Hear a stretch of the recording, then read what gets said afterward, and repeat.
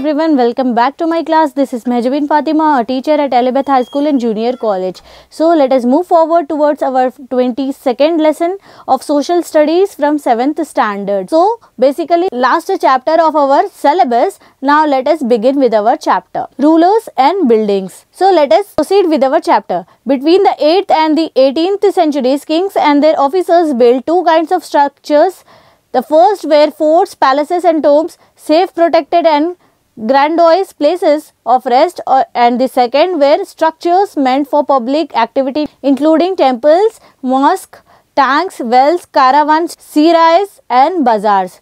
So, between the 8th and 19th century, kings and officers, they had built two kinds of structures. The first were the palaces and tombs, and the other ones were for the public use, that is temples, mosque, tank, wells, caravans, etc. Kings were expected to look after their subject, and by making structures for their use and comfort, rulers hoped to win their praise. Construction activity was also carried out by others including merchants. They built temples, mosques and wells. However, domestic architecture, large mansions of merchants had survived only from the 18th century.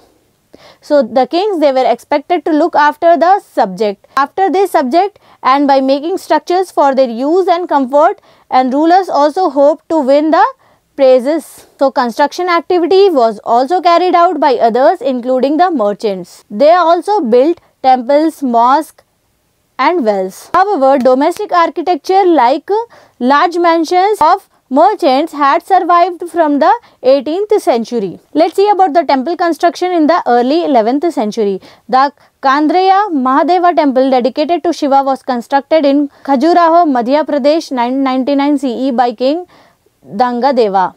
So this Kandreya Mahadeva temple was dedicated to Lord Shiva and it was constructed in Khajuraho, Madhya Pradesh, that is 999 CE by King Dangadeva. The plan of the temple of the Chandela dynasty and ornamented gateway led to an entrance and the main hall where dances were performed. The image of the chief deity was kept in the main shrine. So, it was having an ornamented gateway which led to the entrance and the main hall where the dances were performed, and the image of the chief deity was kept in the shrine. So, this was the place for ritual worship where only the king, his immediate family and priest gathered. The Khajuraho complex contained royal temples where common people were not allowed to enter. So at this place only the king's, his immediate family and priest, they would only gather. Other than them, like the normal people, they are not allowed in this temple. The Rajarajeshwara temple at Thanjavur had the tallest shikhara among the temples of its time. Constructing it was not easy because there were no cranes in those days, and the 19-ton stone for the top of the shikhara was too heavy to lift manually. So the architect built an inclined part to the top of the people, placed the boulder on rollers and rolled it all the way to the top. The path started more than 4 kilometers away to that it would not be too steep. The path was dismantled after the temple was constructed. So there is another temple, that is Rajarajeshwara temple, which is at Thanjavur, and it had the tallest shikhara amongst the temple of that time. So constructing that temple was not very easy because there were no cranes at that time, and 90-ton stone for the top of shikhara was too heavy to lift manually. So the architects, they built an inclined part to the top of the temple and placed the boulder to the top of the temple on rollers and rolled it all the way to the top. The path started more than 4 kilometers away so that it would not be too steep. So this path was dismantled after the construction of the temple. Let's see about the new way of building. Two technological and stylistic developments are noticeable from the 12th century. So we can say that since 12th century, new technological skills has been emerged.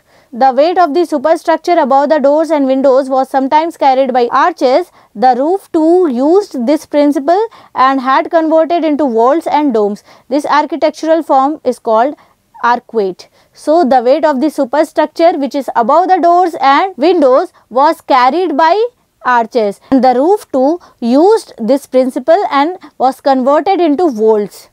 So this architectural form is called as arcuate. And another development was limestone cement, as it was increasingly used in construction. This was the very high quality cement. When mixed with stone chips hardened into concrete, this made construction of large structures easier and faster. Arches, domes and limestone mortar was used extensively in the buildings after 1190 CE. So limestone cement was increasingly used in the construction, and it was very high quality cement we can say, and it was mixed with stone chips and it would harden to make the concrete, and this was made for construction of large structures like arches, domes and limestones. Arches, domes and limestone mortar were used extensively in building after 1190 CE. Let's see about building temples, mosques and tanks. Temples and mosques were beautifully constructed because they were places of worship. They were also meant to demonstrate the power, wealth and devotion of the patrons. Take the example of the Rajarajeshwara temple. An inscription mentions that it was built by King Raja Deva for the worship of his god. Rajarajeshwara, notice how the name of the ruler and the god are very similar. The king took the god's name because it was auspicious and he wanted to appear like a god. Through the rituals of worship in the temple, one god honored another. So the temples and mosques, they were beautifully constructed because they were the places of worship. They were also meant to demonstrate the power, wealth and devotion of the patrons. Let's take the example of Rajarajeshwara here. This is the temple or an inscription which mentions and built by the king Raja Deva for the worship of his god, as the name of the god and the ruler is very similar. The king took the god's name because it was the auspicious and he wanted to appear like a god. Let's see why were these temples destroyed. Since the kings built temples to demonstrate their devotion to God and their power and wealth, it is not surprising that when they attacked one another kingdoms, they often targeted these buildings. In the early 9th century, the Pandyan king Sri Vallabha invaded Sri Lanka and defeated the king Senavan. The Buddhist monk and chronicler Dhammakiti noted he removed all the valuables. The statue of the Buddha made entirely of gold in the jewel palace and the golden images of the various monasteries. All these he seized. The blow of the pride of the Sinhalese ruler had to be avenged, and next Sinhalese ruler Sena too ordered his general to invade Madurai.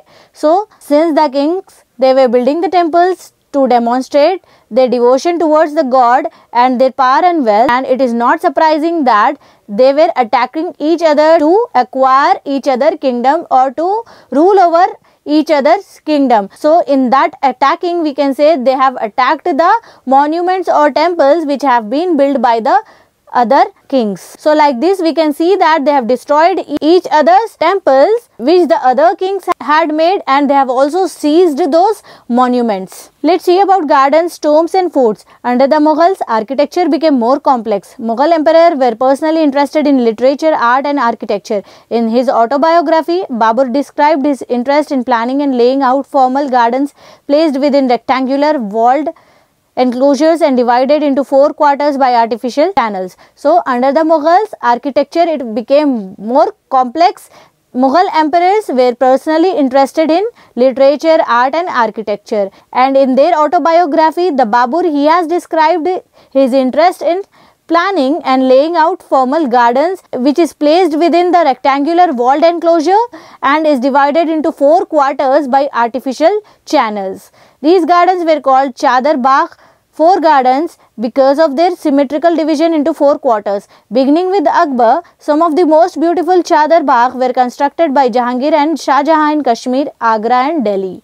So these gardens were also called as Chadar Bagh, that is 4 gardens, because it was having the symmetrical division of 4 quarters. And when we will begin with Akbar, most beautiful Chadar Baghs which were constructed by Jahangir and Shah Jahan in Kashmir and Agra and Delhi. And there were other several important architectural innovations during the Akbar reign. For inspiration, Akbar's architect turned into the domes of his Central Asian ancestors Timur. The central towering dome and the tall gateway became important aspect of Mughals architecture. So Akbar's architects has turned into tombs of his Central Asian ancestor, that is Timur, and the central towering dome and the tall gateway, they became the important aspect of Mughals architecture. It was during Shah Jahan's reign that the different elements of Mughal architecture were focused together in a grand harmony synthesis. His reign witnessed a huge amount of construction activity, especially in Agra and Delhi.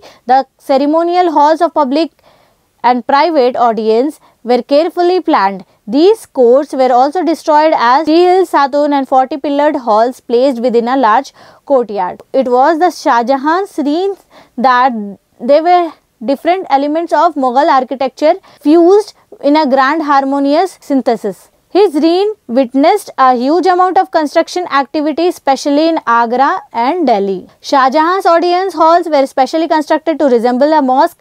The pedestal on which his throne was placed was frequently described as the Qibla, the direction in which Muslims pray. Since everybody faced the direction when court was in session, the idea of the king was a representative of God on earth was suggested by these architectural figures. So we can see that Shah Jahan's audience halls were specially constructed to resemble a mosque. Means these halls were resembling the mosque. There was a pedestal on which the throne was placed and it was described as Qibla, the direction in which the Muslims will pray, since everybody faced the direction when court was in session. So the idea of this was to represent the God on earth, and it was suggested by the architectural features. So in the early years of his reign, Shah Jahan's capital was at Agra, a city where the nobility had constructed their homes on the banks of the river Yamuna. These were set in the midst of formal gardens constructed in the Chadar Bagh format. The Chadar Bagh garden also had a variation that historians describe as the riverfront garden. In this garden, the dwelling was not located in the middle of the Chadar Bagh but at its edge, closer to the bank of the river. So in the early years of the reign of Shah Jahan, at that time the Agra was the capital city where the nobility had constructed their home on the banks of the river Yamuna, and these were set in the midst of the formal gardens which were constructed Chadar Bagh format. So this Chadar Bagh garden, it had the variation that historians described it as the riverfront garden. So in this garden, the dwelling was not located in the middle of the Chadar Bagh but it was located at the edge of the Chadar Bagh and was very close to the bank of the river Yamuna. Shah Jahan has adapted the riverfront garden in the layout of the Taj Mahal, the grandest architectural accomplishment of his reign.